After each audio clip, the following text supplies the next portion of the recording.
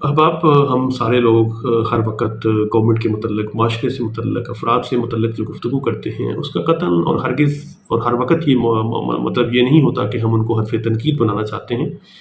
उसका मतलब ये होता है कि हम उनकी उनकी नॉलेज में इज़ाफ़ा करना चाहते हैं। मैं मिसाल के तौर पर, जब पाकिस्तान बना तो उस वक़्त के मारूज़ी हालात बड़े मुख्तलिफ़ थे और आज 75-80 साल के बाद दुनिया एक ग्लोबल विलेज बन चुकी है। नई-नई टेक्नोलॉजीज़ इमर्ज हो चुकी हैं।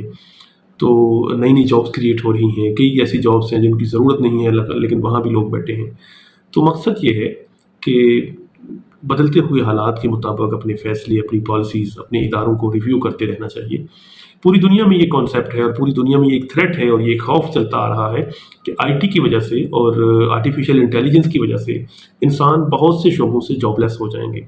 मगर हमारे मुल्क में आए रोज़ मैं देखता हूँ कि नई-नई हायरिंग्स की जॉब्स क्रिएशन की जाती हैं और वहाँ लोगों को बंदों को रखा जाता है। तो मैं गवर्नमेंट ऑफ पाकिस्तान से अपने अपने ख़यालात रखना चाहता हूँ कि बंदा भर्ती करना आसान है, बंदे को चलाना मुश्किल है।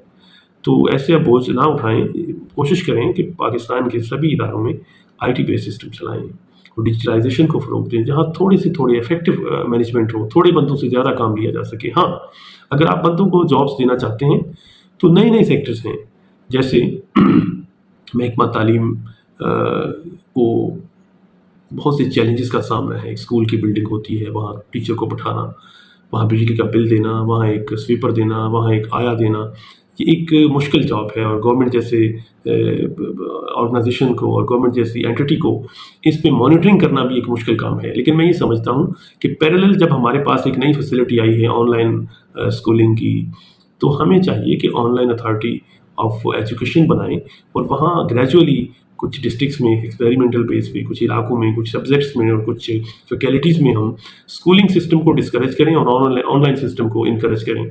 तो वहाँ हमें हायरिंग की ज़रूरत है, हमें ट्यूटर्स चाहिए, हमें एक्सपर्ट्स चाहिए, हमें कंसल्टेंट्स चाहिए, हमें फॉरेन एजुकेटेड क्वालिफाइड स्टाफ चाहिए। तो मैं ये समझता हूँ कि इन ख़यालात को, इन नई चीज़ों को, इन नई जिद्दत से और इनोवेटिव आइडियाज़ से हम लोग अपने मुल्क को ग्रेजुअली आहिस्ता-आहिस्ता आगे ले जा सकते हैं।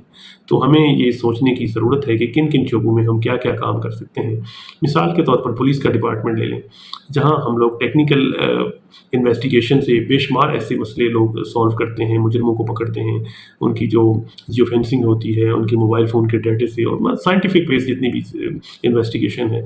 तो मैं ये समझता हूँ कि पुलिस के डिपार्टमेंट में बाज़ जगहों पे पर्सोनल्स की और एचआर्स की बहुत हैवी ज़रूरत भी होती है। कहीं कोई मुल्क को कोई थ्रेट आ गया है, कोई एजिटेशन चल रही है, कोई मैस किस्म का कोई एजिटेशन है, तो वहाँ ठीक है, ज़रूरत है हमारे अफराद की, अहबाब की, जहाँ हमें ज़रूरत पड़ लेकिन बेशुमार ऐसे शोबे हैं जहाँ हमें 10-10 बंदों की जगह पे सिर्फ एक बंदे की ज़रूरत होती है। तो इन चीज़ों को हमें मलहूज़ रखना चाहिए। मेरा मकसद बिल्कुल भी कोई गवर्नमेंट को कोई मशवरे देना नहीं है। एक नया कॉन्सेप्ट है, उसको उजागर करने की ज़रूरत है और आप तक ये अपना कॉन्सेप्ट पहुँचाने की ज़रूरत है कि ये भी दुनिया में जीने का एक नई जहद है कि 10 बंदों की जगह पे एक बंदा भी काम कर सकता है। आप इसको अच्छा फैसिलिटेट करें, तो मतलब डेटाबेस की बुनियाद पर और नई टेक्नीक की बुनियाद पर, नई रोबोटिक टेक्नोलॉजीज़ बुनियाद पर दुनिया चेंज होती जा रही है, तो हमें भी उससे इस्तिफ़ादा करना चाहिए। तो नई सुबह नई शाम पैदा कर और वो मशरिक़ से उभरते हुए सूरज को ज़रा देख, यही वो इकबाल की वो सिमिलीज़ हैं, यही वो उसका एनकरेजमेंट है जो कौमों के लिए, कौम के लिए, फ़र्द वाहिद के लिए है। तो हमें इकबाल को पढ़ना चाहिए। बहुत ही इनोवेटिव और बहुत ही ज़माना साज़ और बहुत ही नई दुनिया की और नए ख़यालात की और नए, तो वो इकबाल ने कहा था कि सितारों से आगे जहाँ और भी।